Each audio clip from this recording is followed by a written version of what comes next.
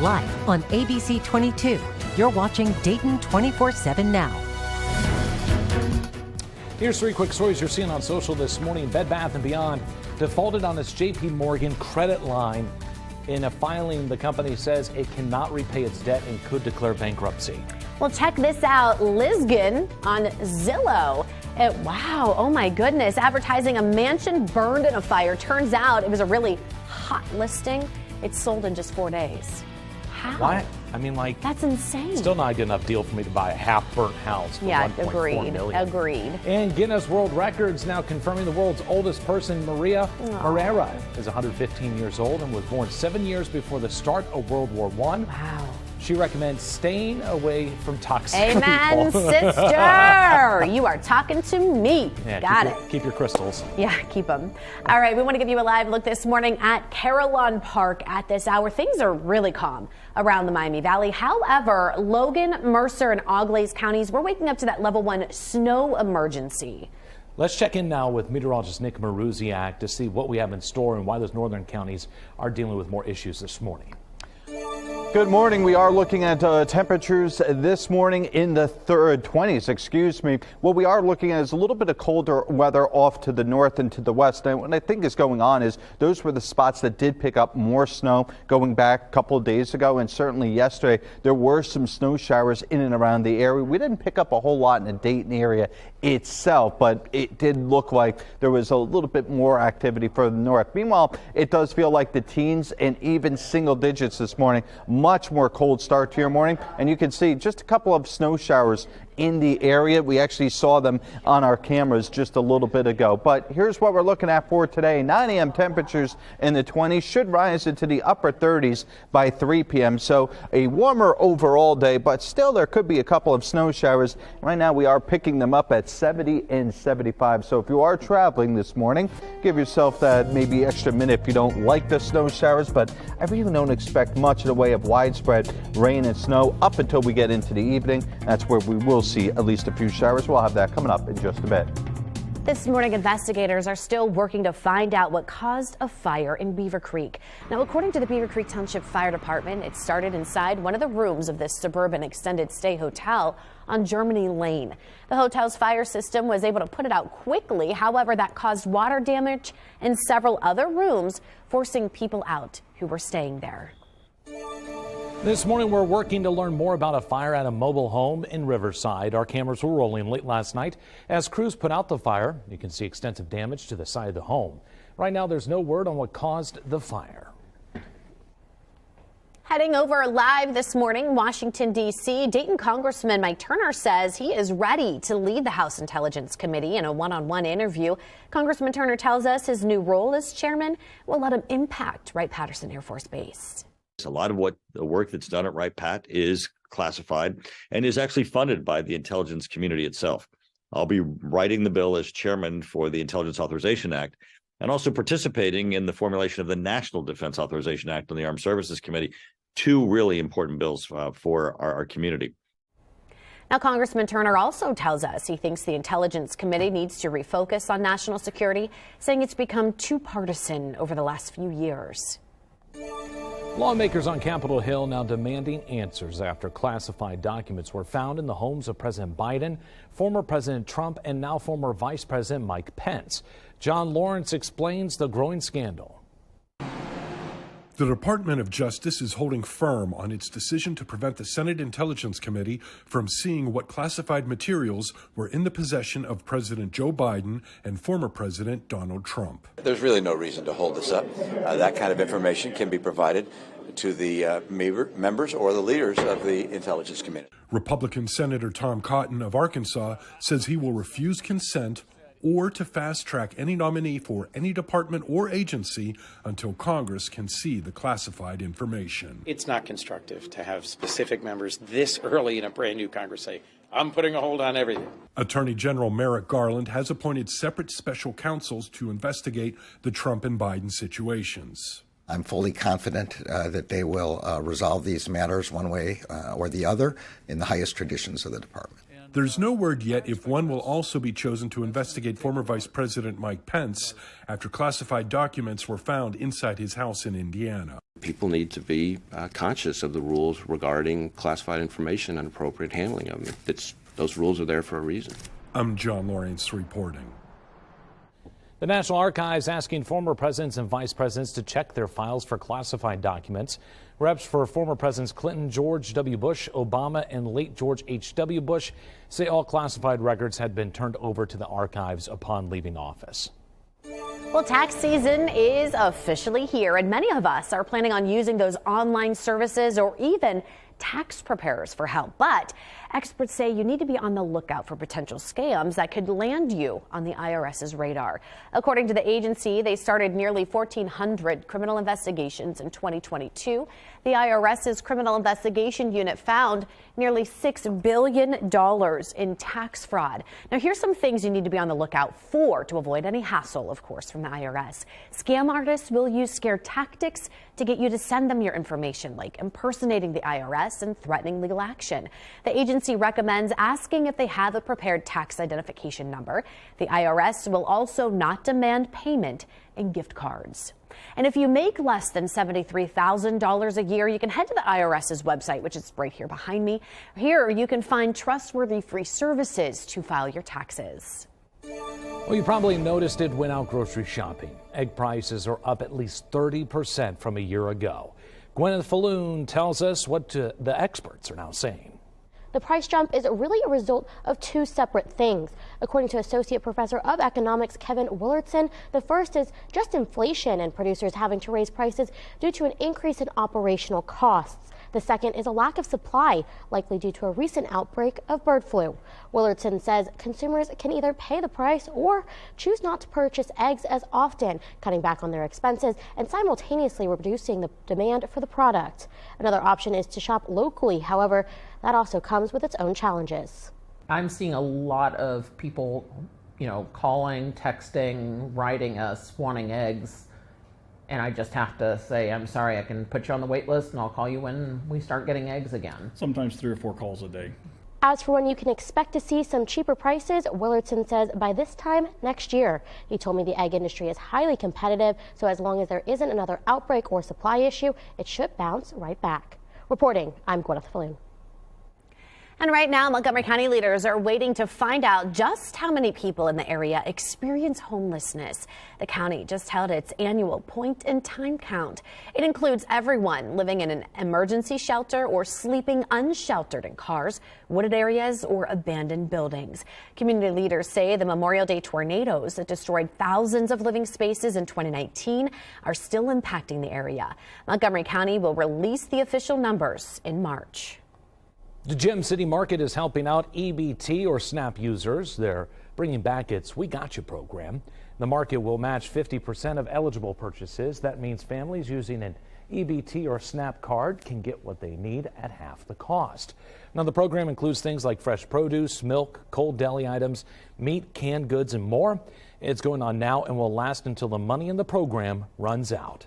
Our time right now, 5:08. Don't forget, of course, your headlines are scrolling at the bottom of your screen. And your weather on the side of your screen all morning long, even during commercials. A blueprint for a renter's Bill of Rights. Coming up, I break down the White House's new plan meant to help renters and why some have their doubts. You're watching Dayton 24/7 now.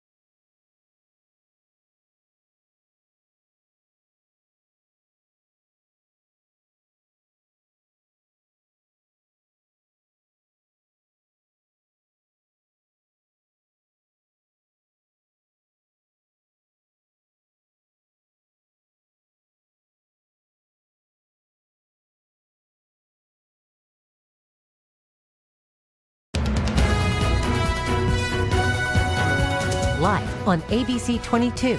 You're watching Dayton 24/7 now. Good morning. Here's what we're looking at. A couple of scattered flurries and snowflakes across the area, including one just leaving the Urbana area. We aren't going to be looking at much in a widespread snowflakes today, but what we will be getting is the potential for some rain showers later on as the system comes through.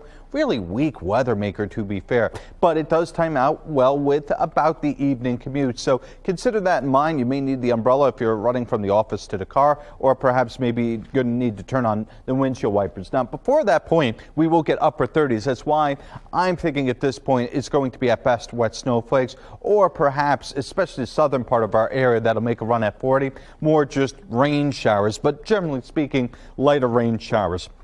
Overnight still could be one or two, but by tomorrow morning we should clear out at least the wet weather, perhaps even some clouds starting out in the 30s, rising into the 40s during the evening hours. It's going to be a fairly comfortable day by this time of year standard. Saturday night to Sunday, the next system approaches. This one's going to bring us some wet weather starting early Sunday. Could actually bring us maybe even a few snowflakes during the second half of Sunday. As for temperatures, upper 30s today. We're down to the mid to upper 20s tomorrow and low 30s at the warmest. Tomorrow itself 44, and beyond that it's a cool down for early to midweek next week. In fact, Tuesday, Wednesday and Thursday all running about 10 degrees below average both daytime and nighttime. Meanwhile, on the roads this morning we have continued to see a couple flakes here or there, especially that I-70, I-75 camera. So again, that's part of your morning commute. That's where we have seen it, at least on some of these cameras. Otherwise, no major issues right now on the interstates or on the state roads.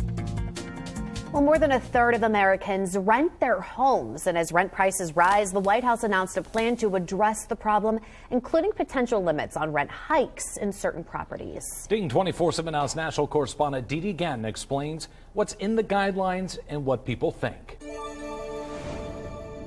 Moody's Analytics found a record high number of Americans are now spending 30% of their income on rent. This proposal is meant to make renting more affordable and protect tenants. But some close to the issue say they don't want the government to get involved. Rent hikes. It's not that realistic to be able to afford a $2,000 apartment on a salary right out of college. It's affected people of all age groups in cities nationwide. But now, in a non-binding blueprint for a renter's Bill of Rights, the Biden administration provides guidelines to protect renters, saying the Federal Trade Commission and the Consumer Financial Protection Bureau will explore ways to take action against practices that prevent people from getting and staying in housing. The Housing Department says it will propose requiring certain tenants who miss a rent payment get 30 days notice before ending their lease. For certain properties, the Biden administration also asked the Federal Housing Finance Agency to look into potential limits on rent hikes. Rents have gone up dramatically in many communities in ways that we didn't expect, as you said, during the COVID crisis. And I think we are seeing some major long-term trends that are playing out in a way that isn't great for renters. Brooklyn law professor David Rees says he believes the White House's multi-agency approach is more about looking at best practices for processes like eviction, but it isn't dramatically changing the landlord-tenant relationship. The National Apartment Association sent me this statement saying they've made clear the industry's opposition to expanded federal involvement in that relationship, adding complex housing policy is a state and local issue. Rees says since rent regulation is currently left up to every state, it's important for you to know your rights. You want to know if you have a right of notice as to when your rent is going to increase and what happens if a landlord doesn't give that to you. You're going to want to know if there's a limitation on rent increases, and you want to make sure that your rent does not increase at a higher level than that. Despite some recent dips in prices, experts say rents are increasing because of a supply and demand issue. Looking ahead, rental demand is expected to outpace rental supply growth, according to Realtor.com. Reporting for the National Desk, I'm Dee Gatton. 5:17, our time right now. Have your cake and eat it too. Just ahead, we grab a slice and celebrate a dessert classic. That's like my kid every night for dinner. Cake. Yeah, I want cake for dinner too. Me too. You're watching Dayton 24/7 now.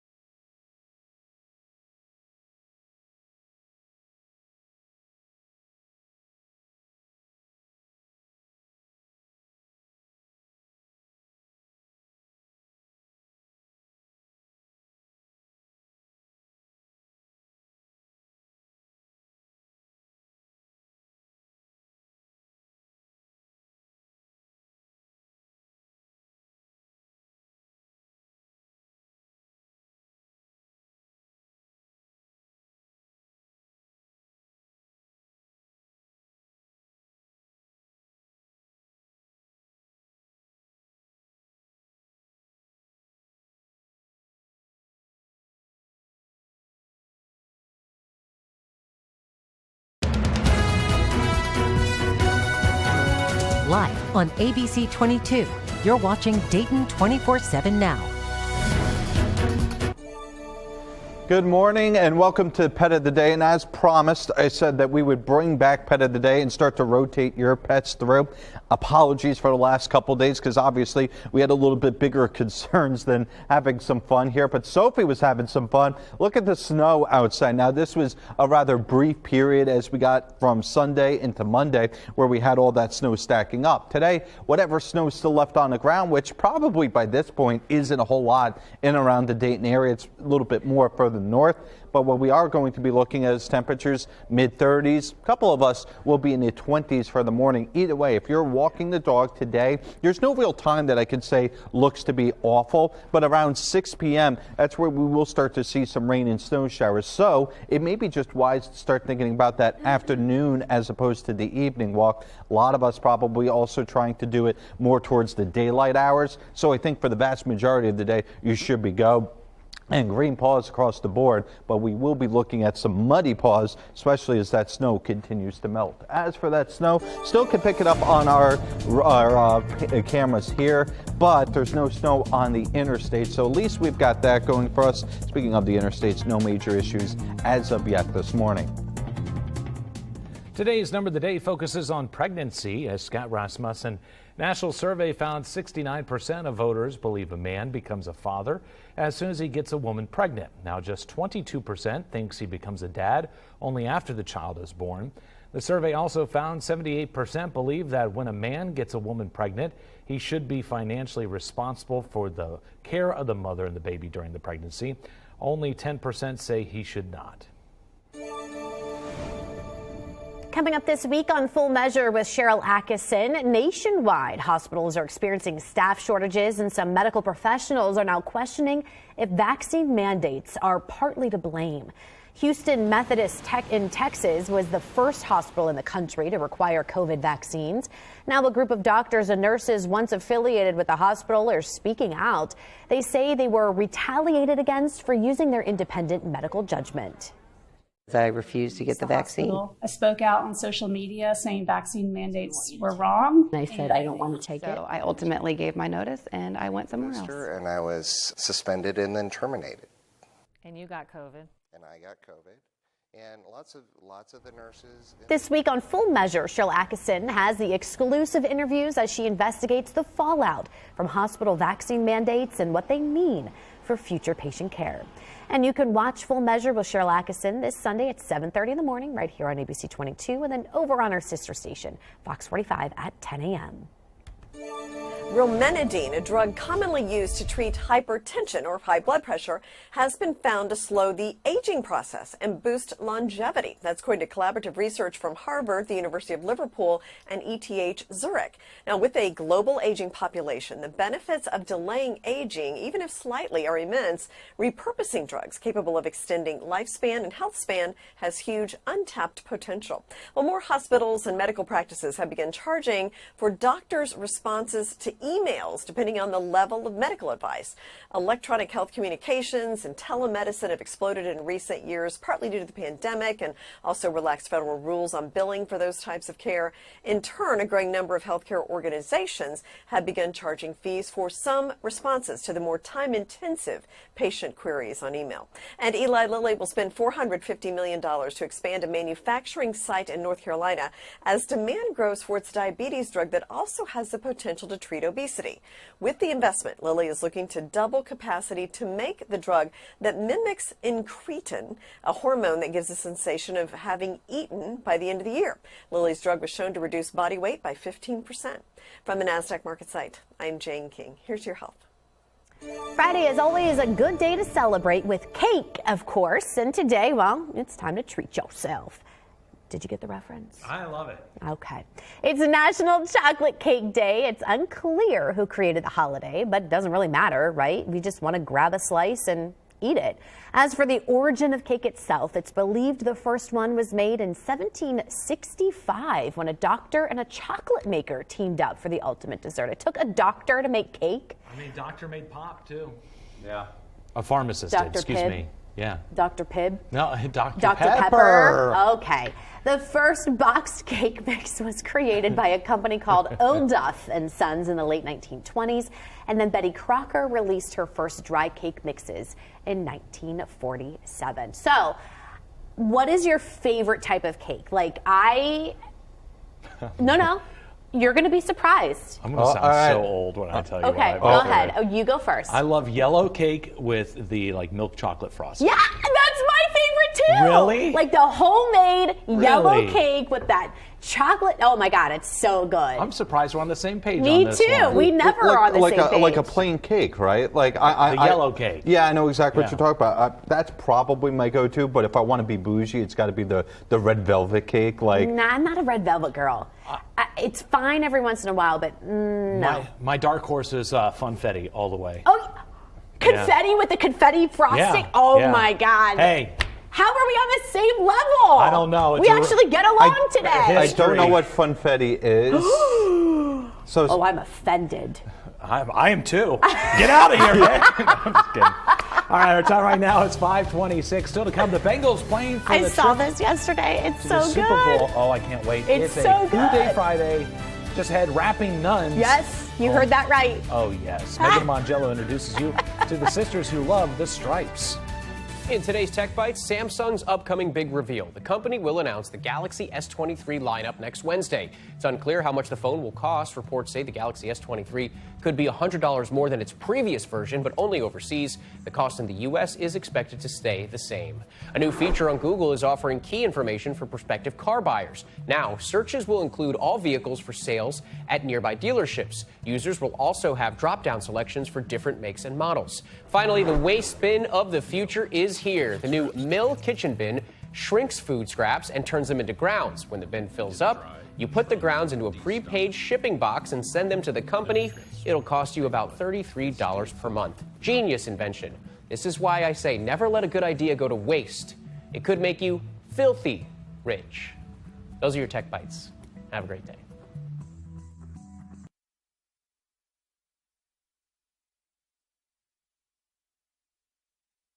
Knowing where you came from, it gives you a sense of this is who I am. Oh my goodness. Look at Logan. You get hungry for more, and then you're just like, wow, I'm learning about my family. Yeah. Which one is, what'd you find? Banks, look. In Macomb, Michigan. Look at Grandma. Hey, Grandma. Unbelievable. Everybody deserves to know who they are and where they came from. Oh, Lord. This whole journey has been such a huge gift for our family. Fur, you won't faze me. Unlike Zyrtec, Allegra won't make me drowsy. Allegra starts working 2 times faster than Claritin. So take Allegra before allergy symptoms take over you. And Allegra Hives works from the inside to relieve itching and reduce hives for 24 hours. For people who are a little intense about hydration, Neutrogena Hydro Boost. Lightweight, fragrance-free, 48-hour hydration for that healthy skin glow. Neutrogena.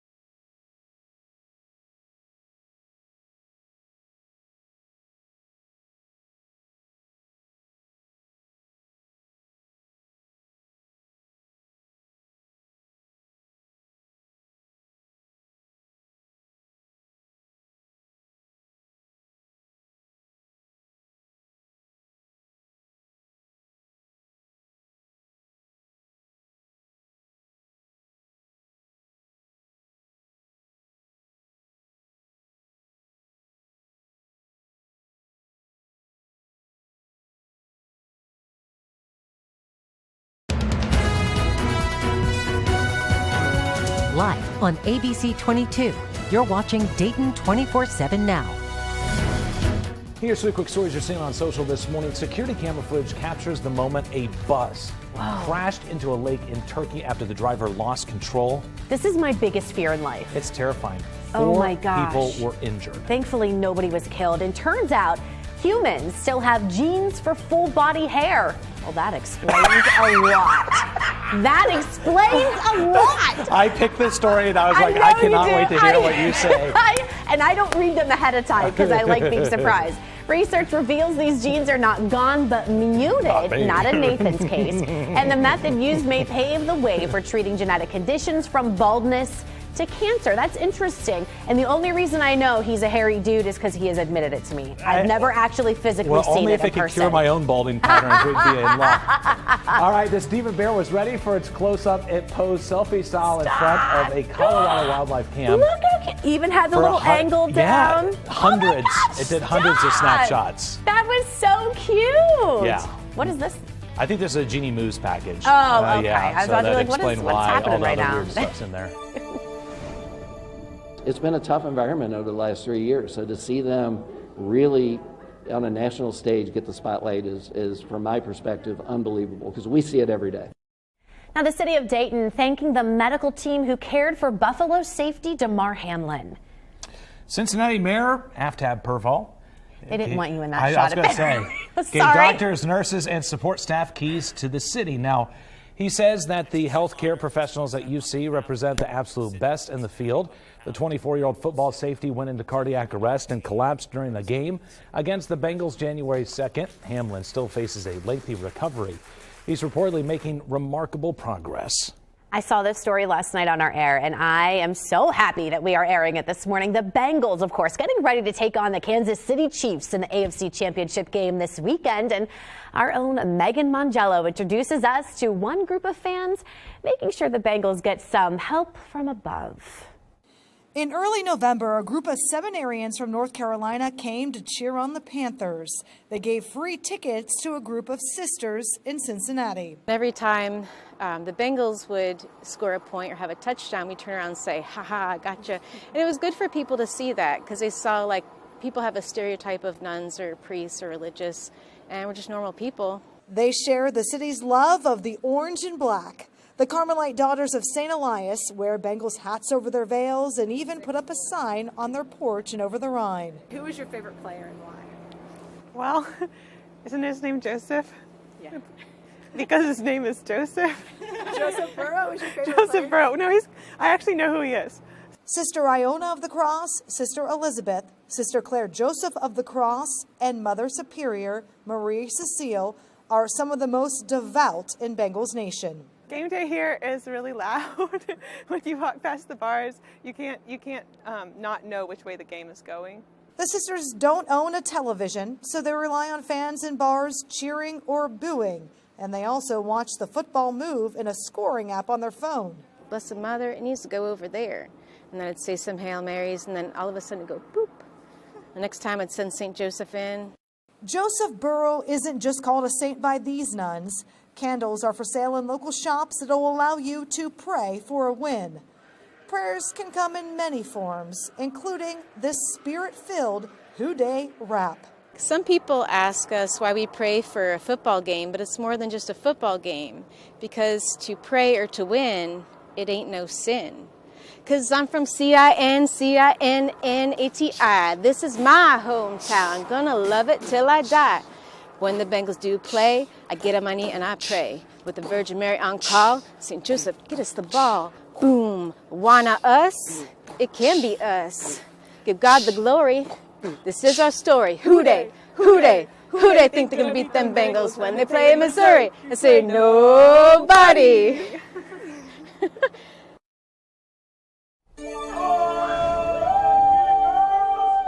I'm letting them speak. I'm just, yeah, that was amazing. No, I'm not hating. I promise you, I'm not hating. I just don't know how to follow that up. I mean, I have to sit up here and go, hey, we got snow. Thanks. You know, like, that was an awesome, yeah.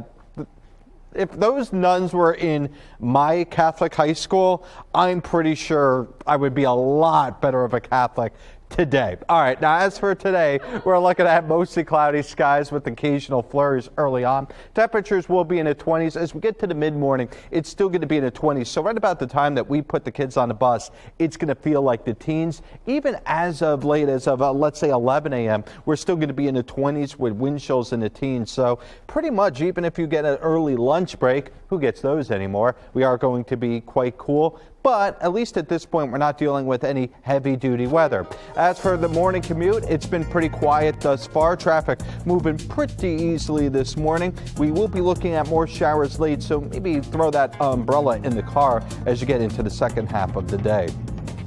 This week marks the anniversary of the blizzard of 1978. Now here's some pictures of the Ohio State Highway Patrol posted on its Twitter page. And between 1 and 3 feet of snow fell in Ohio from January 25th to 27th in 1978. Winds averaged between 50 and 70 miles an hour. That crafted snow drifts as deep as 25 feet. The wind chill was deadly, reaching 60 degrees Fahrenheit below zero. 51 people in Ohio died. Well, this morning we're getting a brand new video of a 50-car pileup on the Ohio Turnpike. You might remember when this accident happened, but let's take a closer look. The crash happened right before Christmas on December 23rd. You can see the wreckage as crews make their way through that large crash. Now, it killed 4 people. Once the investigation is over, prosecutors will have to decide if any charges should be filed. We now know Amazon's buying hundreds of acres of land in Licking County. The more than 390 acres of land cost over $100 million. The move is a response to the incoming Intel factory in Columbus. Intel started developing nearly 1,000 acres of land nearby a year ago. A spokesperson for the city of New Albany says Amazon hasn't turned in plans for the land and can't say what the area will be used for. Our time right now, 5:38. Don't forget your headlines are scrolling at the bottom of your screen. And your weather on the side of your screen all morning long, even during commercials. Off duty, but still stepping in to help. Today in Hometown Hero, Adam Arrow will highlight a sheriff's deputy who's being honored for his heroics. You're watching Dayton 24/7 now.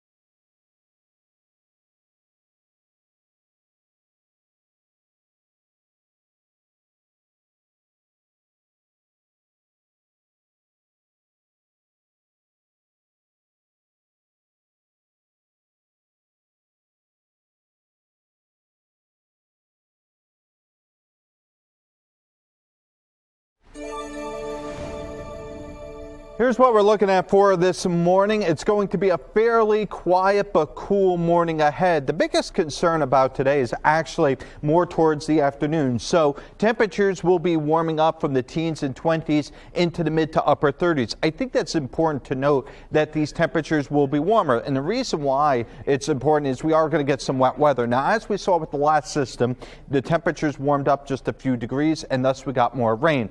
One thing that is a little bit different is we do have a colder mid and lower atmosphere. And what that means for us is this may end up falling a little bit more as snow and then melting towards the ground. In other words, the above freezing layer is relatively shallow, and thus this may be more, let's say, a very cold rain, a little bit of winter mix, or some snow mixing in. Once you get towards about 8-9 p.m., a lot of the bulk of the wet weather will move out. There's still going to be some residual showers even to the first part of overnight. Notice tomorrow morning we are going to start warmer. Some of us may dip down in the upper 20s, especially any spot that does get a little bit of clearing from the clouds. By and large, tomorrow will begin at least a 1 or 2 day warm up for the weekend, but that's it. We are going to go right back to the cool weather as we get into next week. In fact, next week, if anything, are going to jump about 10 degrees below average.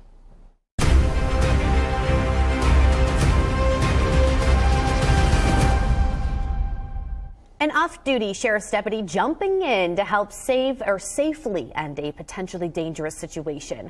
His efforts recently earned him some recognition. And as Adam Arrow shows us, also makes him a hometown hero. This is Montgomery County Deputy Corey Caldwell. Recently, he was honored with the Officer of the Year Award from the Montgomery County Association of Police Chiefs. Here's why. Last year, first responders were sent on a call where a person was potentially suicidal. Turns out they were suffering from depression, threatening suicide. They were also armed with a handgun. A request for help was sent out. Deputy Caldwell was off duty at the time, but happened to be in the area. He immediately responded, put on his tactical gear, and established communication with the person inside the home. Deputy Caldwell remained calm, helped negotiate with that person for more than 2 hours. Eventually, the person put down their gun and the situation ended safely, thanks in large part to Deputy Caldwell. So thank you, Deputy Caldwell, for your service. You are, in my eyes, a hometown hero. And if you know someone that's a hometown hero, let us know. Grab your phone and scan the QR code. You can chime in your submission through our app. We see a description on why they're a hometown hero and a few pictures or video. Our time right now, 5:44. Show us your stripes on Friday. The Bengals getting ready to hit the road to Kansas City. Just ahead, Matt Digby has a preview of the AFC Championship game. You're watching Dayton 24/7 now.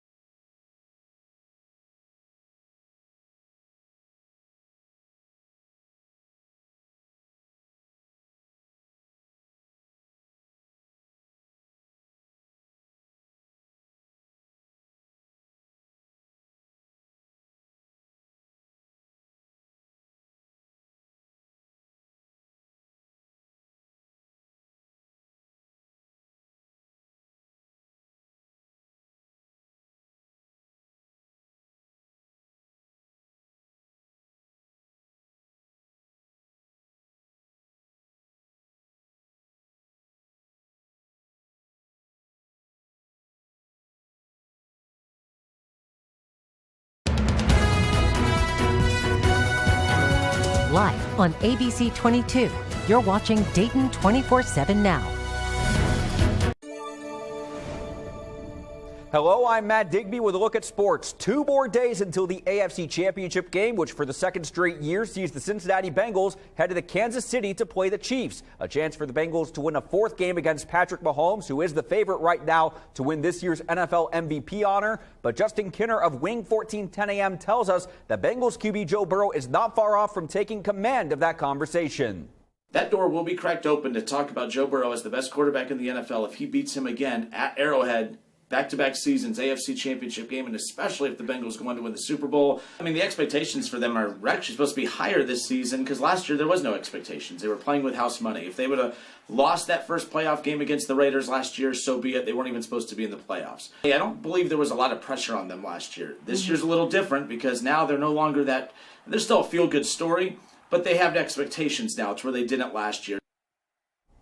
And 6:30 is the scheduled kickoff time in Kansas City on Sunday. Meanwhile, during high school football season, each of the schools we had on Thursday Night Lights had a featured Scholar Athlete of the Week. On Thursday, one student was named the Thursday Night Lights Jeff Schmidt Auto Group Scholar Athlete of the Year. Butler High School senior Eleanor Tao was the recipient of a $5,000 scholarship. She is the Thursday Night Lights Jeff Schmidt Auto Group Scholar Athlete of the Year. Tao has competed both in cross country and track and field for the Aviators, while also participating in many non-sports activities, including National Honor Society, after-school youth mentoring, and choir. And she says being a part of so many activities has made her time at Butler High School enjoyable.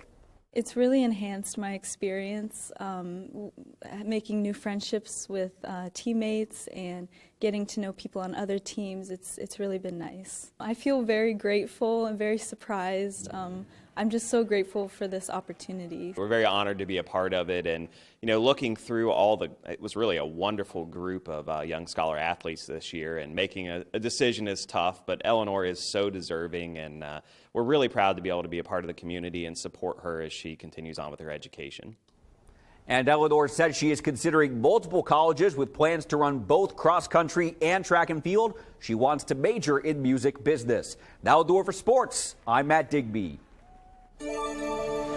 Good morning. Do have a couple of school delays for right now. This is the view as you look out towards Carillon Park. Probably a couple flakes in the air, but we're really not talking about any type of heavy-duty weather on its way for today. If anything, we're just going to see some rain showers. The view from Dayton, pretty quiet. Temperatures are in the mid-20s. It's one of the reasons why we do have some concern about a little bit of icing conditions across the north. That is where we did have a little bit of heavier snow, a little bit of heavier rain, and thus those are the spots where that may have trickled on onto the roadways. Of course, it's also worth pointing out maybe a little bit less so in terms of, I would say, treatment up in that area. Meantime, it is wind chills in the teens. The winds are still 10 to 15 miles per hour. Effectively, despite the fact that we'll get upper 30s, if not 40, it's going to feel like the 20s. And then you add on rain showers, it's got the potential to be a cold rain, if not just a little bit of snow mixing in. Temperatures tomorrow into the 40s, will be 40s as well for your Saturday and Sunday, but then the bottom falls out and we'll be in the 20s next week. As for the roads this morning, again, if you are in the northern counties, a little bit more of a hassle. 75, though, looking good in around the Dayton area, so we're not seeing any major delays across Dayton. Just maybe if you're heading your way towards Mercer County or Glaze, just give yourself that little bit of extra time. Our time right now, 5:50. Robots in the classroom. Scene out of a sci-fi film just ahead. How one bot performed on a few college exams. You're watching Dayton 24/7 now.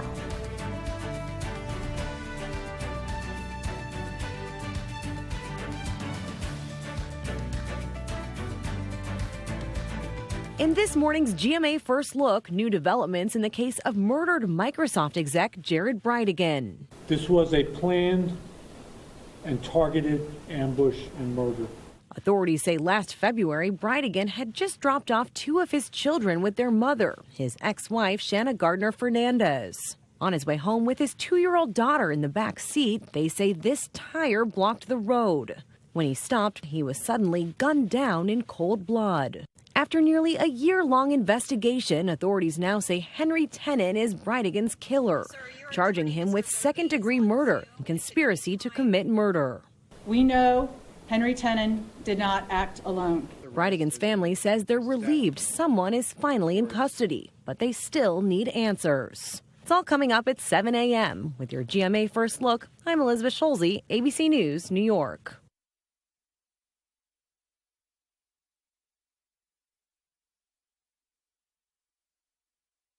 Trilogy for COPD. Birds flying high, you know how I feel. Breeze drifting on by, you know how I feel. You don't have to take COPD sitting It's a down. new dawn, it's a new day. It's time to make a stand. And I'm feeling good. Start a new day with Trilogy.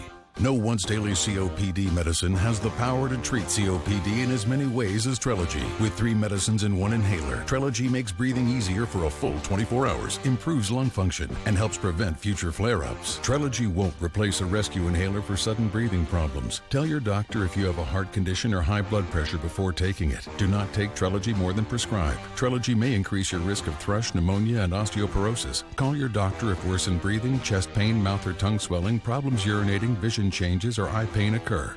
Take a stand and start a new day with Trilogy. Ask your doctor about once daily Trilogy and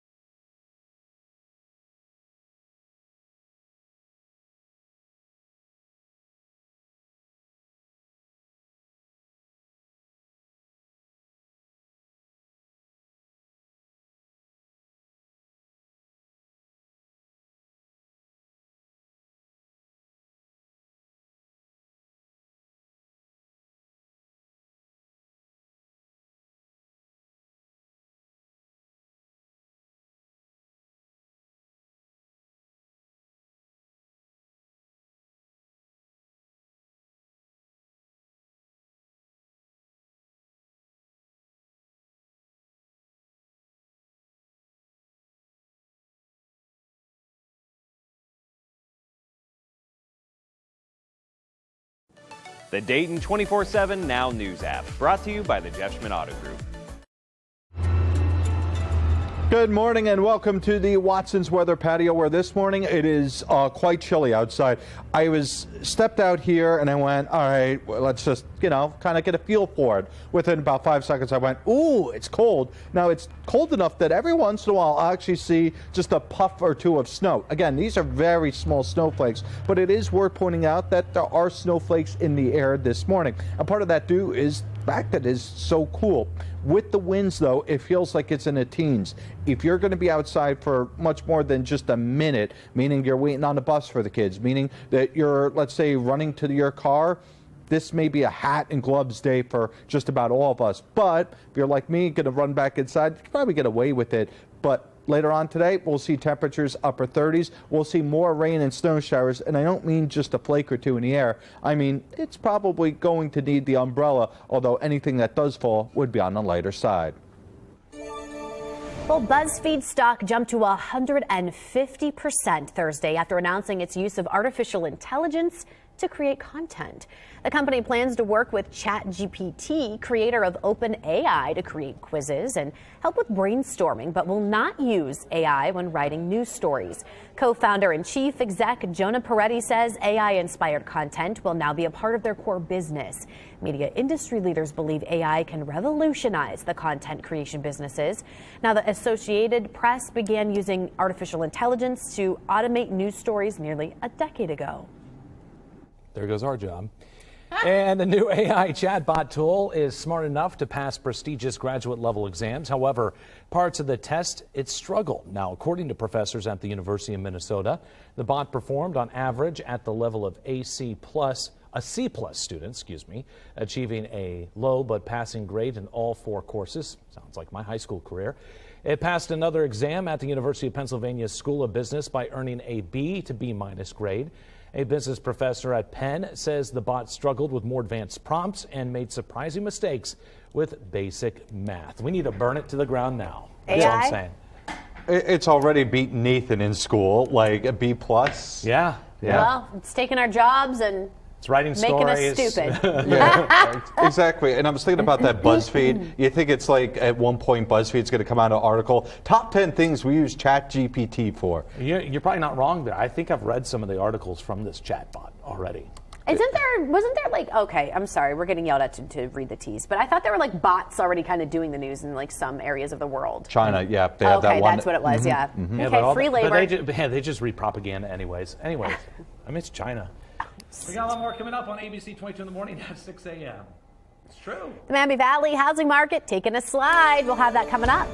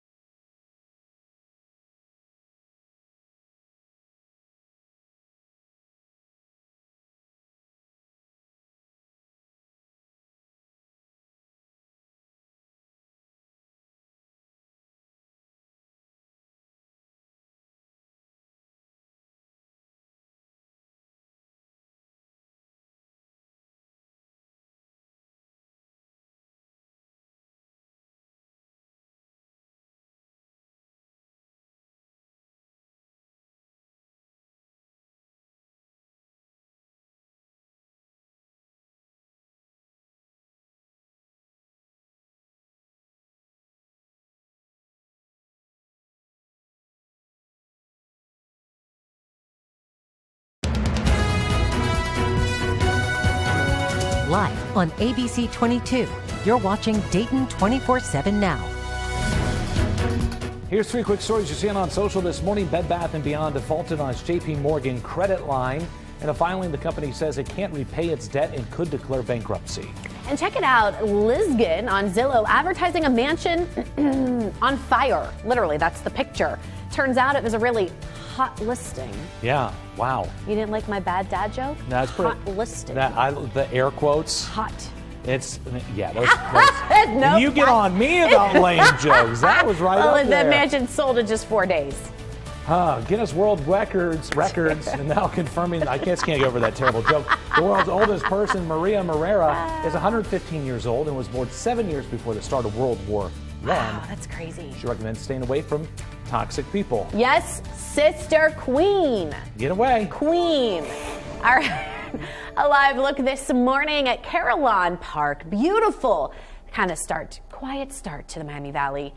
Waking up this morning. However, we are seeing some level 1 snow emergencies overnight. Logan, Mercer, and Auglaize counties. Yeah, those northern counties also experiencing some school delays and cancellations this morning. So let's check in with meteorologist Nick Maruziak. And Nick, why is the northern area experiencing much worse weather than us down here? I think it's due to a couple of different factors. Number one, that was probably the area where we did see just a little bit more wet weather, including the better potential for some measurable snowfall as we got into Monday. But it's also worth pointing out that across the board, we are colder. So effectively, we are right now in the 20s, and that does lead to some freezing roads outside, or should I say, any type of wet weather beginning to freeze. 19 in Richmond, and we are looking at across the board teens with a couple single-digit wind chills. It is chilly outside, and if you are stepping out there, there could be a couple of flakes, but otherwise, the big thing for anybody stepping on the bus, it's cold. As for the roads themselves,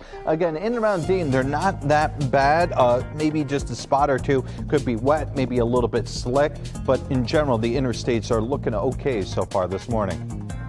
And right now, investigators are working to find out what caused this fire at Beaver Creek. Now, according to the Beaver Creek Township Fire Department, the fire started inside one of the rooms in this suburban extended stay hotel on Germany Lane. The hotel's fire system was able to put those flames out quickly. However, it did cause water damage to several other rooms, forcing those staying inside out. This morning, we're working to learn more about a fire at a mobile home in Riverside. Our cameras were rolling late last night as crews put out the fire. You can see extensive damage to the side of the home. Right now, there's no word on what caused the fire. And we are heading over to Washington, D.C. this morning, and a little bit of Nathan there on that camera shot, where Dayton Congressman Mike Turner says he's ready to lead the House Intelligence Committee. In a one-on-one interview, Congressman Turner tells us his new role as chairman will let him impact Wright-Patterson Air Force Base. A lot of what the work that's done at Wright-Pat is classified and is actually funded by the intelligence community itself. I'll be writing the bill as chairman for the Intelligence Authorization Act, and also participating in the formulation of the National Defense Authorization Act on the Armed Services Committee, two really important bills for our community. Now, Congressman Turner also tells us he thinks the Intelligence Committee needs to refocus on national security, saying it's become too partisan over the last few years. Lawmakers on Capitol Hill are now demanding answers after classified documents were found in the homes of President Biden, former President Trump, and now former Vice President Mike Pence. John Lawrence explains the growing scandal.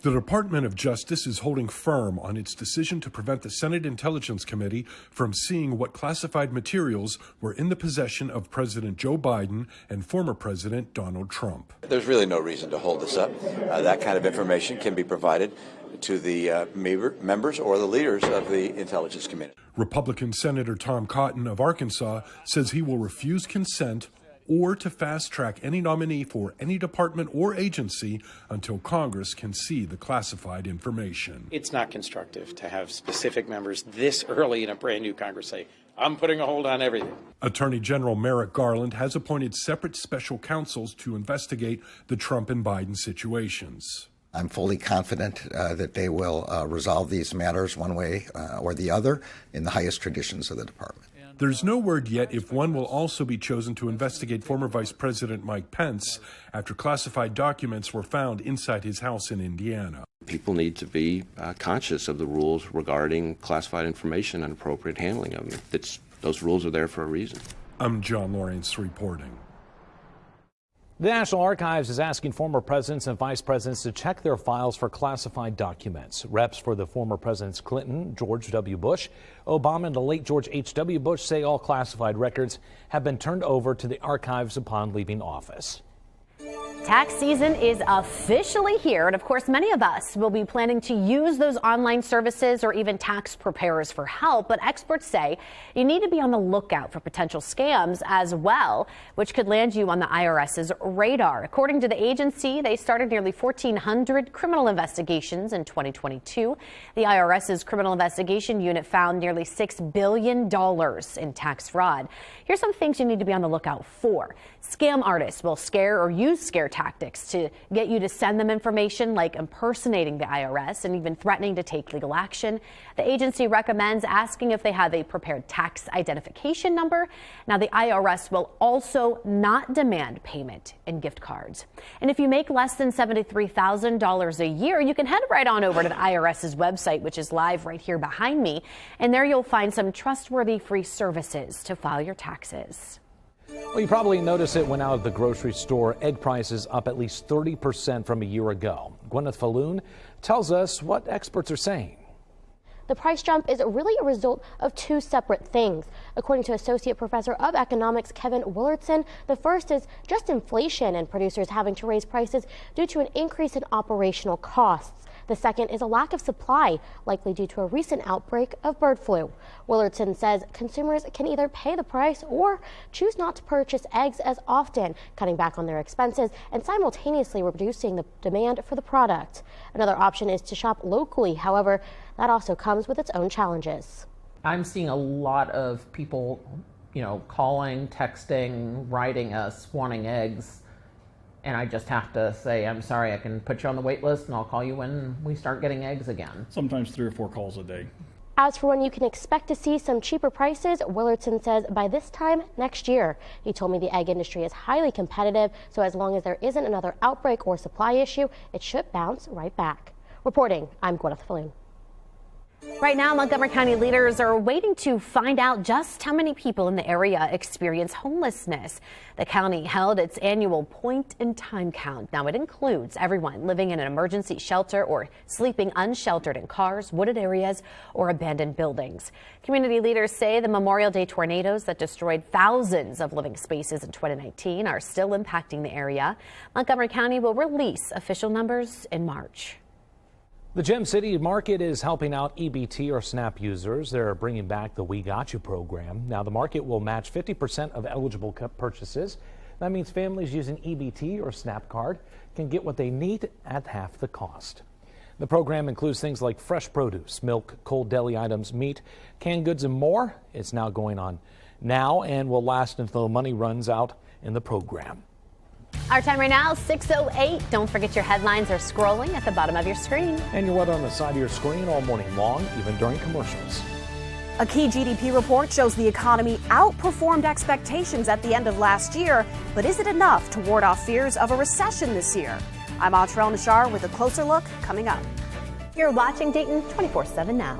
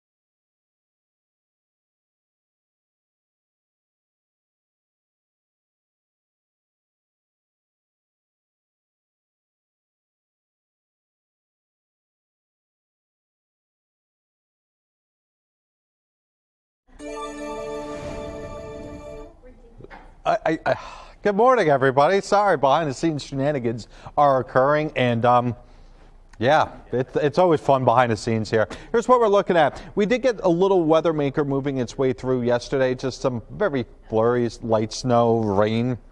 I think that we are going to be looking at more rain and snow as we get second half of the day. But the front half, we are going to see just some cloudy skies. Here we are about 4 p.m.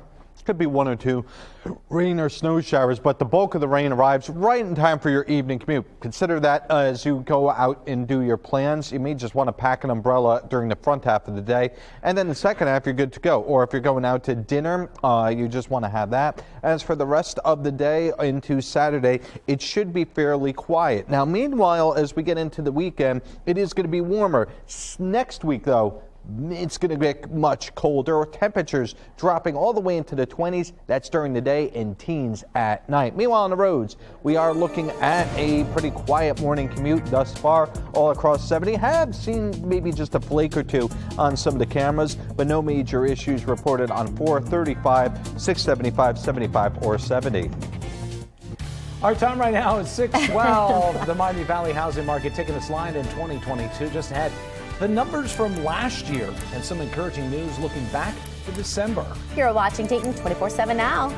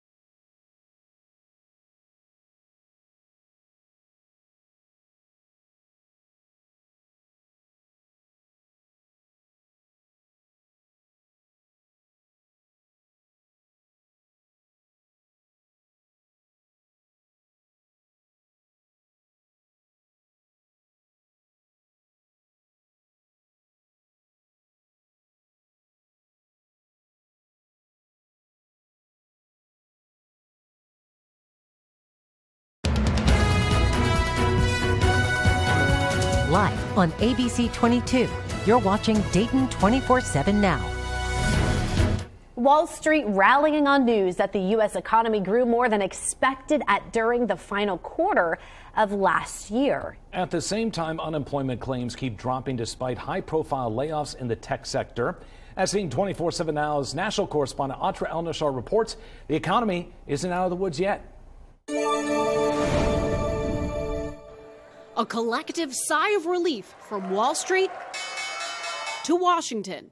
GDP in the fourth quarter of last year increased at a rate of 2.9%, beating estimates. And the labor market not losing any steam. Weekly jobless claims at the lowest level since April of last year. But if you work in tech, chances are you're not feeling that sense of momentum. IBM becoming one of the latest to announce layoffs, cutting 3,900 jobs, about 1.5% of its workforce. 3M also laying off 2,500 employees. Like IBM, the cuts apply to their global operations, not just affecting American workers. Overall, American employers still can't find enough workers. From bus drivers, we're at the bare minimum, to retail. This week, Walmart, the country's largest private employer, announcing it's raising wages to retain staff. Some fear the economy will soon take a turn for the worse, with a looming global slowdown and a Federal Reserve committed to higher interest rates. Inflation is not going to just miraculously melt away. It's going to be a slower, harder slog to get inflation down, and therefore we have to keep rates higher for longer.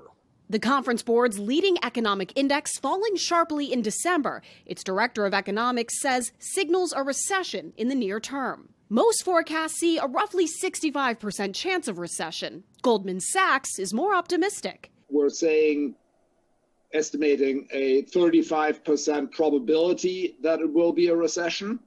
But while that's not a low number, it's significantly below the estimate by most forecasters. Their outlook still shows below-trend growth. Recession or not, all directions point to a more sluggish economy in 2023. In Washington, I'm Atrel Nashar reporting. Good morning. Here's what we're looking at. Temperatures are in the 20s and teens. It does feel like it is quite chilly outside. Be prepared to step outside and go, this is a no from me. Temperatures feel like they are 14 right now in Troy, 15 in Sydney, 13 in Dayton, and 11 right now in Eaton. We do actually have winds 5 to 15 miles per hour. Effectively, these winds are going to go 10 to 20. And what that means for us is, despite the fact that we will get into the upper 30s, it's going to feel like the 20s. Now, we talk about a late shower. I am targeting 5, 6, 7, 8 p.m. for the bulk of what's probably going to be a cold rain mixing in with the winter mix and maybe a little bit of snow, but there still could be a few around. So if you have any, let's say, dinner plans tonight, that's probably where you're going to see it. And if you are, let's say, running from the building to your car, may want to just have that umbrella in case you get under what I would say is a very light rain or snow shower. Tomorrow, generally cloudy, but a few breaks are possible. Note that temperatures are going to be in the 40s. We will see temperatures retreat into the 30s on Monday. There's still going to be a chance of rain or snow showers, but next week promises to be a cold one. Temperatures will be about where they are right now, and that's during the daytime. Some of the overnight lows will dip down into the teens. As for this morning, the teens have led to some slick conditions across the northern part of our area. But right now, no major issues on 70, 75, 35, or 4 this morning, at least not according to our maps. Of course, let's go over to Columbus and see what's going on there as we kick off Friday. Well, good morning to you on this Friday. Typically light traffic, and that's exactly what we're seeing right now. Things are really looking good in Columbus. We're not dealing with any snow, any rain. Roadways are actually pretty dry this morning and really in good shape. Those 70 eastbound lanes zipping on in towards 270 without any problems. Heading in towards downtown Columbus still with ease. 315, 71, fantastic shape, especially if you're going to be heading up to the north. And 670 over here really looks good by the airport exit. So if you have a flight to catch, if that's the way the reason you're making your way towards us this morning, you are good to go there, and everywhere else we don't have any accidents reported. I'm Katie McKee with your Triple Team Traffic. Have a great weekend. Topping this morning's Dayton Business Journal headlines, the Miami Valley housing market stumbled in 2022 along with the rest of the United States. Home sales in Dayton and across America have been impacted by rising mortgage rates and limited supply of available properties. In December, total sales of homes and condos tallied to 1,100. That's down 25% compared to the same period the previous year. On the bright side, the average sale price in December was $231,000, up 5.8% from last year.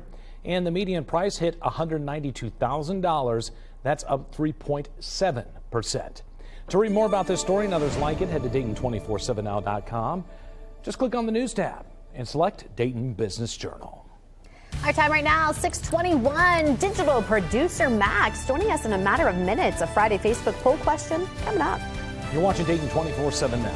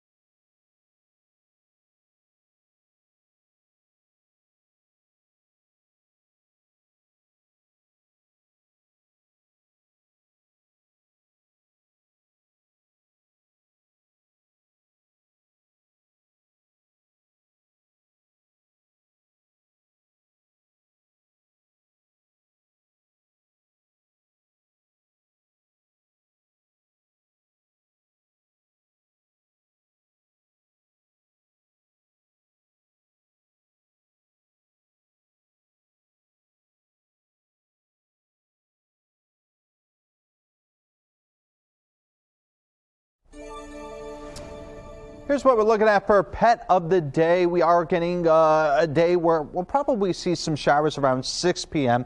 But in general, I wouldn't expect to see a whole lot of wet weather up until that point. Yes, we will have the occasional flurry. Temperatures starting at 10 a.m. in the 20s, getting into the 30s by about noontime. Still holding below the freezing mark and then rising to above freezing during the afternoon. So effectively, the afternoon, we'll probably see a lot of the snow melt, which is probably bad news for Sophie here, who Josh sent in. Sophie was enjoying the snow. I believe this was either Sunday or Monday, because by the time we got towards Tuesday, a lot of the snow had begun to melt during the daylight hours after we got that rain, snow, slush mixture moving its way through. Either way, today not a bad day for the dogs or the humans to get outside, but you may need an umbrella during the second half of the day, specifically around the evening.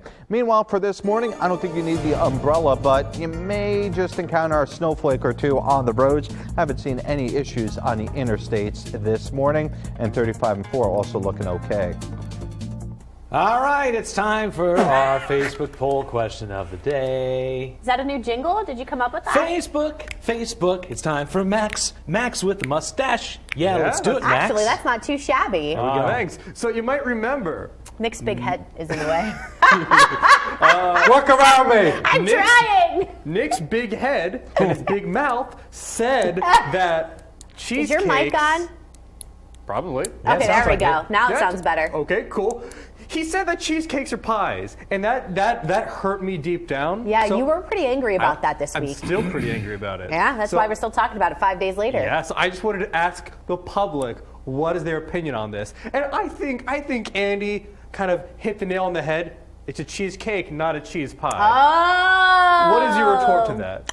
Actually, I may have done some research, and it's considered Of course a you did. tart, not a pie or a cake. It's considered a tart. All right, now that's just Yeah, but the argument for the pie was that it has a crust and a filling. Yes. Which yes, would be... but it's not called cheese pie, just like Andy said. But It you is could call it a cheesecake. cheesecake pie. No, you cannot. that You don't is call it a true. cheesecake tart. Oh. Peanut butter and jelly has a filling and a crust. I'm Peanut going to call butter that a and pie. jelly? Yeah, but there's no... Yeah, well, that's a good point. Maybe we need to start calling PB&J So- a pie. PBJ. PBJ pie. Yeah. PB&J. PBJ and P. I'm just No. saying that cheesecake's pie. PPJ? Throwing it down. Wait, Jim has the Jimmy right PP. opinion. Yeah, Jim's Jim got a good says, opinion. in my opinion, it's just another delicious dessert. Amen, Jim. Amen, Jim. What is wrong with you, Nathan? The one you came up with was PPJ.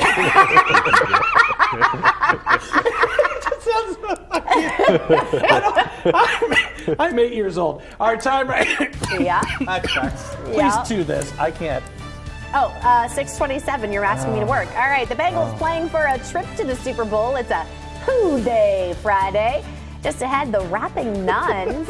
Megan Mongello introduces you to the sisters who love the stripes. Are you good now? Can we breathe? You good? But first, here's David Gorder with American Steals and Deal. The following segment is sponsored by Naki. Hey everyone. I've got a fantastic solution to an issue I know you can all relate to. I have a hands-free way to use your phone for whatever you want to do. We all know the sound of your phone crashing to the floor in the middle of a call, trying to prop it up on books and get that perfect shot, or you lean it against a glass to see the screen while you're cooking or working out or whatever. It's annoying because it never really works that great. Here's your solution. This is called Tentacle. And it's a super functional little gadget that I've been using a lot lately. It's a mount that can hang, wrap, stand, suction, rotate, and bend basically anywhere. And it can hold up to 42 pounds. I've used it in the car. You can put it on the bathroom mirror, hanging it off of a railing. It works. It's really flexible. I've also used it for shooting videos. And you can control it with this little Bluetooth remote, which is always handy. So Tentacle blew up on Shark Tank and hit record sales numbers, and it's easy to see why. People with hearing disabilities are even using it to keep their phone hands-free while they're signing. Now, there's universal threading that lets you mount speakers, lights, or microphones all on this tiny little base. Right now, we're offering an exclusive 33% off. You guys take advantage of this deal at asadeals.com.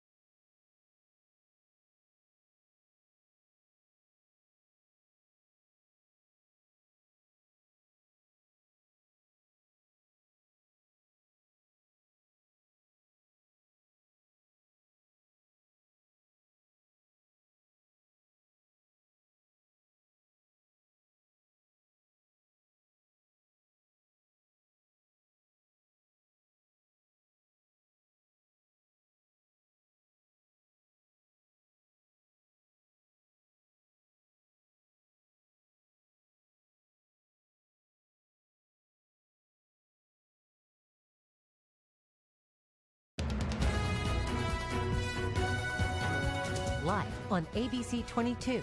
You're watching Dayton 24/7 now. Here's 3 stories you're seeing on social this morning. Security camera footage captures the moment a bus crashed into a lake in Turkey after the driver lost control. Wow, that's crazy. 4 people were hurt. That is literally my worst fear. Yeah. It scares me. Oh my goodness, that is so scary. Well, it turns out humans still have genes for full body hair. This explains a lot in my life. Research reveals these genes are not gone, but muted. And the method used may pave the way for treating genetic conditions from baldness to cancer. Should I undo one more button? No, we should not. Nobody needs the taco meat. It is Friday, not Taco Tuesday. Oh, it's always Taco Tuesday. No, it is not. And this diva bear was ready for its close-up. It posted a selfie style in front of a Colorado camera. That was not me. That was a bear. What? And hundreds of snapshots. They just want you to stop talking.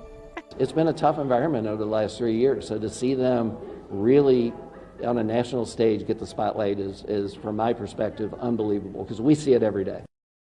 This morning, the city of Cincinnati thanking the medical team who cared for Buffalo safety Damar Hamlin. Cincinnati Mayor Aftab Preble gave doctors, nurses, and staff keys to the city. Now, the mayor says the healthcare professionals at UC represent the absolute best in their field. The 24-year-old football safety went into cardiac arrest and collapsed during the game against the Bengals on January 2nd. Hamlin still faces a lengthy recovery. He's reportedly making remarkable progress. Of course, the Bengals getting ready to take on the Kansas City Chiefs in the AFC Championship game this weekend. And Megan Mongello introduces us to one group of fans making sure the Bengals get some help from above.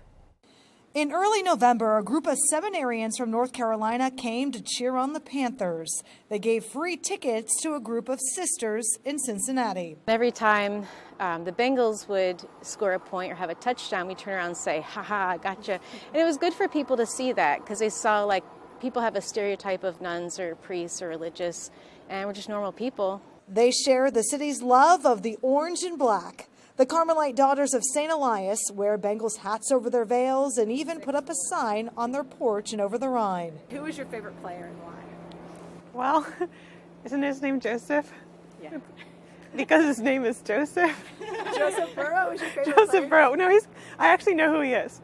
Sister Iona of the Cross, Sister Elizabeth, Sister Claire Joseph of the Cross, and Mother Superior Marie Cecile are some of the most devout in Bengals Nation. Game day here is really loud.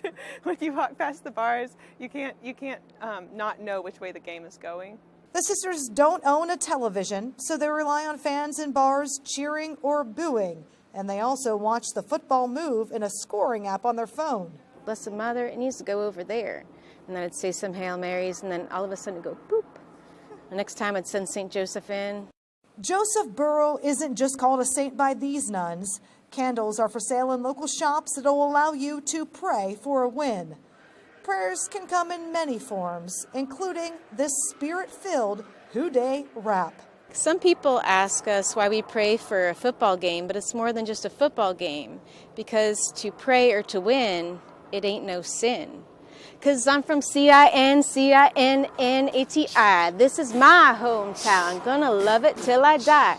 When the Bengals do play, I get on my knee and I pray. With the Virgin Mary on call, St. Joseph, get us the ball. Boom. Why not us? It can be us. Give God the glory. This is our story. Who they think they can beat them Bengals when they play in Missouri? I say nobody.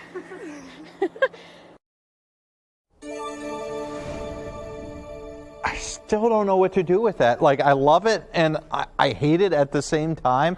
It is like literally looking at a mirror. It is literally looking at a mirror and going, yeah, that's my kind of humor. And wow, yeah. All right, let's look at the radar. We are getting still a couple of scattered snow showers, a few flurries across the area. If you are putting the kids on the bus this morning, I think the big thing is it is chilly outside. Temperatures up until next hour or two are going to be low 20s. By the time we get towards the mid-morning, we'll probably be mid-20s, and it'll take about till noontime for us to actually get upper 20s, if not 30 degrees. It's going to be a slow but steady slog through the 20s during the morning hours.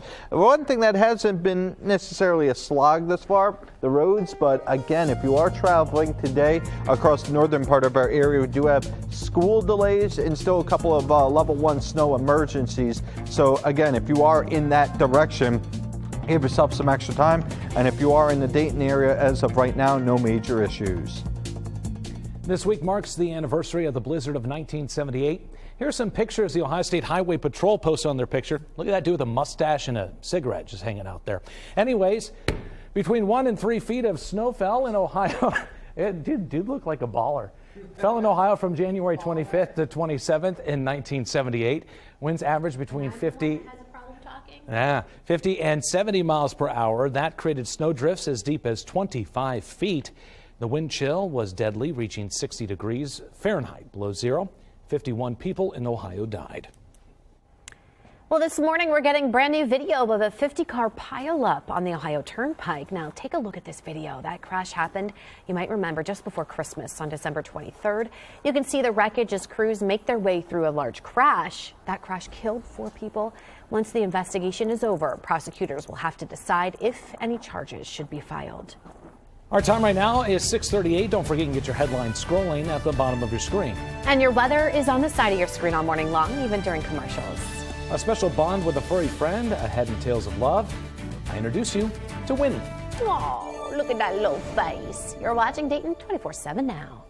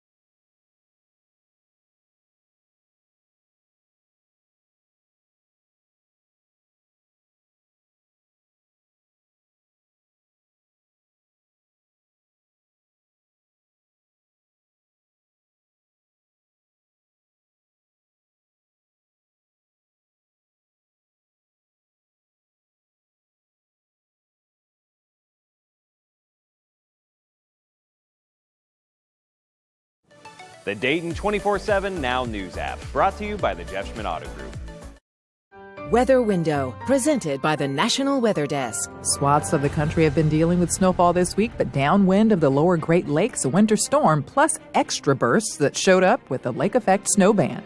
Also in Michigan, this barn appears to be either relaxing or hanging on by a thread.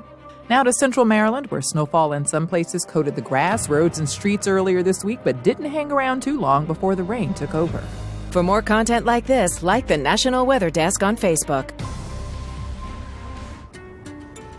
Good morning, everybody. If you've been watching me at all, you know this is a big deal. Even our director goes, ooh, you have gloves on today.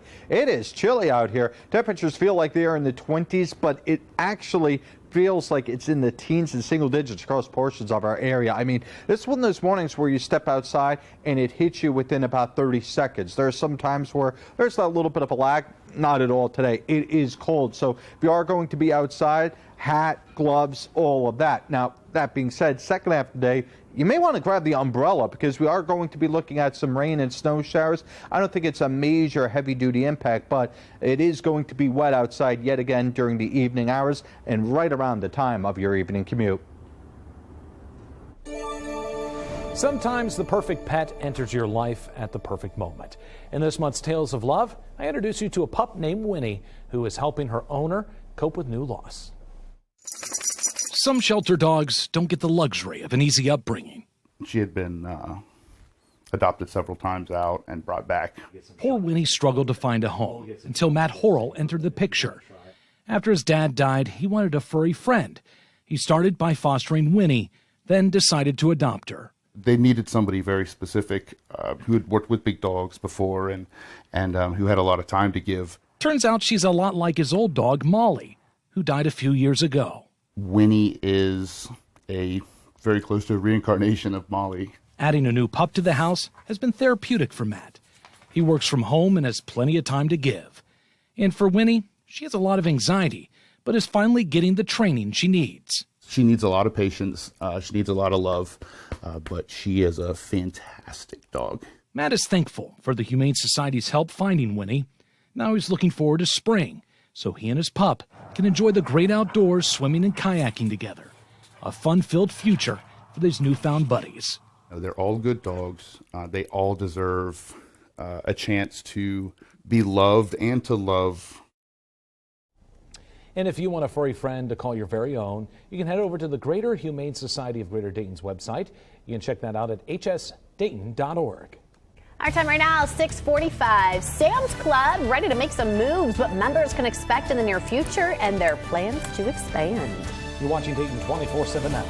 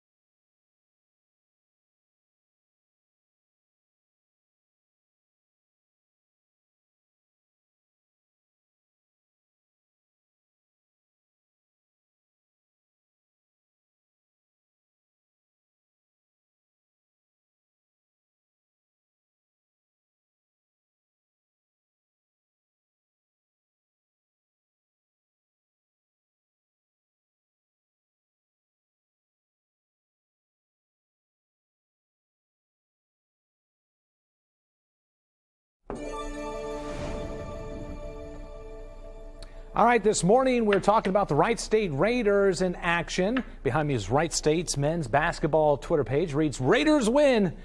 Big night at the Nutter Center. Let's head out there. Wright State beats Milwaukee 93-86. It was a career night for Alex Hugh Briggs, who had 25 points with 16 coming into the second half. The Raiders will try to get even in the Horizon League when they take on Green Bay tomorrow at home. Saturday's game will also serve as Wright State's homecoming. Tip-off at the Nutter Center is set for 7. Well, the toy maker of favorites like Monopoly and Play-Doh announced major layoffs. Hasbro plans to eliminate around 1,000 jobs beginning in the next few weeks. That's about 15% of their global workforce. It's all part of a decision announced last year to save up to $300 million annually by 2025. The company saw a 15% decline in revenue in the third quarter compared to the year before. Hasbro will discuss its fourth quarter and full year 2022 earnings in February.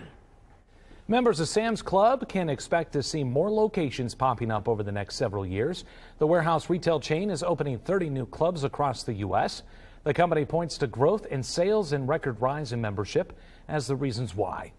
Sam's Club also has a new plan to update and invest in its supply chain. The company says it will launch 5 new supply chain fulfillment and distribution centers. The first center will open in Georgia later this year. Here's what it looks like right now outside. It's a morning where there's cloudy skies. Every once in a while you'll see a stray flake across the area, but we're really not seeing anything that's truly, let's say, organized in a sense of widespread snow or rain. Now, I do expect that later on today. So let's take the wide view look at it. As for right now, again, just speaking, it looks cloudy outside. Do have this weak wave coming its way through. I don't expect a whole lot from this, but we will be looking at least the potential for a couple waves over the next few days. So here's wave number 1. Arrives during the evening hours. Probably seeing a lot more, let's say, rain-snow mixture during the afternoon and evening.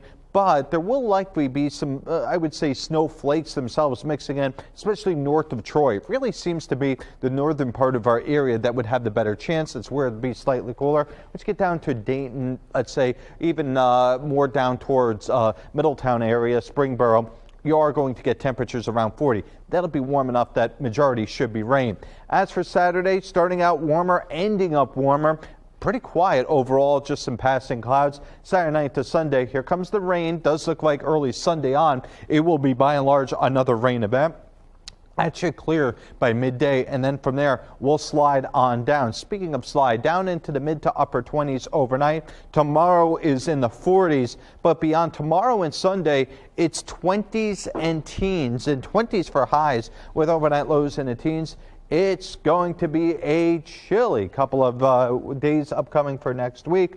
But in the meantime, we've got this morning commute, right? Here's what it looks like right now. No major issues on 70, 75, or 675. We are looking at a pretty smooth sailing thus far, according to the maps as well. The only concern this morning, northern parts of our areas, because we are cooler, meaning 20s and teens, or should say 20s, but it feels like the teens. That's the area where we could see a little bit of that thaw refreeze cycle. Sorry, my leg itched. I didn't know we were on camera. You did well. That's good. It was a good recovery. It was up. No, not really. It's okay. I'm trying to save her there. Yeah, exactly. Not worth it. You know, I looked at that forecast. I thought to myself back a couple of weeks when we were like, it's like 50-something degrees, and we're like, oh man, this is not like You January. mean yesterday? I swear to God. I don't know. I'm just kidding. It's been freezing. You know, we're right back. We're getting colder again next week, right? Yeah. It's one of those, remember we were 20 degrees above average? And now we're going to be like 20 degrees below? 10. So we're not even that bad. I mean, that's where I look at it and go, it could be worse. It could be. Yeah, welcome to Ohio. Well, this is true. Good fun. Our time, hopefully you got your ankle scratched, by the way. I did. We're good. You're good? You're good? Solid. Yep. No longer itchy? No? Nope. Oh, actually, still is, but that's okay. There's lotion. Our time right now is 6:52. It puts the lotion on its skin. All right, we'll get the hose again. Show Your Starts Friday. Silence of the Lambs, great movie. The Bengals getting ready to hit the road to Kansas. You're so ridiculous. I can't even with you. You started it at 7 over on Fox 45. Matt Digby has a preview of the AFC Championship.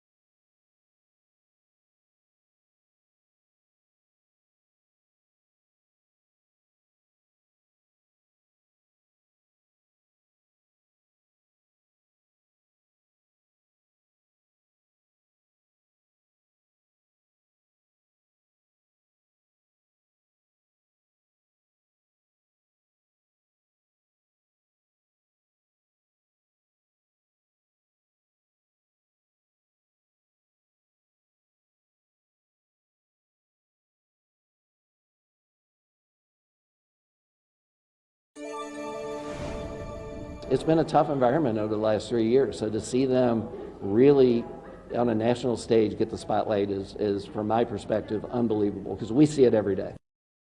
This morning, the city of Cincinnati thanking the medical team who cared for Buffalo's. They just do not want you in this shot with me. Buffalo safety Damar Hamlin. Cincinnati Mayor Aftab Preble gave doctors, nurses, and support staff keys to the city. A little wide for that shot. I guess a little too wide. Preble says, I know, shame on me. Preble says the healthcare professionals at UC represent the absolute best in their field. The 24-year-old football safety went into cardiac arrest and collapsed during a game against the Bengals on January 2nd. Now, Hamlin still faces a lengthy recovery. He's reportedly making remarkable progress. Well, you probably noticed it when out grocery shopping. Egg prices are up at least 30% from a year ago. Gwyneth Falloon tells us what the experts are now saying. The price jump is really a result of two separate things. According to Associate Professor of Economics Kevin Willardson, the first is just inflation and producers having to raise prices due to an increase in operational costs. The second is a lack of supply, likely due to a recent outbreak of bird flu. Willardson says consumers can either pay the price or choose not to purchase eggs as often, cutting back on their expenses and simultaneously reducing the demand for the product. Another option is to shop locally. However, that also comes with its own challenges. I'm seeing a lot of people, calling, texting, writing us, wanting eggs. And I just have to say, I'm sorry, I can put you on the wait list and I'll call you when we start getting eggs again. Sometimes 3 or 4 calls a day. As for when you can expect to see some cheaper prices, Willardson says by this time next year. He told me the egg industry is highly competitive, so as long as there isn't another outbreak or supply issue, it should bounce right back. Reporting, I'm Gwyneth Falloon. Now we want to head over to Washington, D.C. at this hour, where Dayton Congressman Mike Turner says he's ready to lead the House Intelligence Committee in a one-on-one interview. Congressman Turner tells us his new role as chairman will let him impact Wright-Patterson Air Force Base. A lot of what the work that's done at Wright-Pat is classified and is actually funded by the intelligence community itself. I'll be writing the bill as chairman for the Intelligence Authorization Act, and also participating in the formulation of the National Defense Authorization Act on the Armed Services Committee, 2 really important bills for our community. Congressman Turner also tells us he thinks the Intelligence Committee needs to refocus on national security, saying it's become too partisan over the last few years. And this morning, investigators are working to find out exactly what caused a fire in Beaver Creek. You're looking at video from the scene. According to the Beaver Creek Township Fire Department, the fire started inside one of the rooms of this suburban extended stay hotel on Germany Lane. The hotel's fire system was able to quickly put out those flames. However, it caused some water damage to several other rooms where people were staying, forcing those people out. This morning, we're working to learn more about a fire at a mobile home in Riverside. Our cameras were rolling late last night as crews put out the fire. You can see extensive damage to the side of the home. Right now, there's no word on what caused that fire. Well, tax season, of course, is officially here, and many of us plan on using the online services or even tax preparers for help. But experts say you need to be on the lookout for potential scams that could land you on the IRS's radar. According to the agency, they started nearly 1,400 criminal investigations in 2022. The IRS's criminal investigation unit found almost $6 billion in fraud. Now, if you make less than $73,000 a year, you want to head on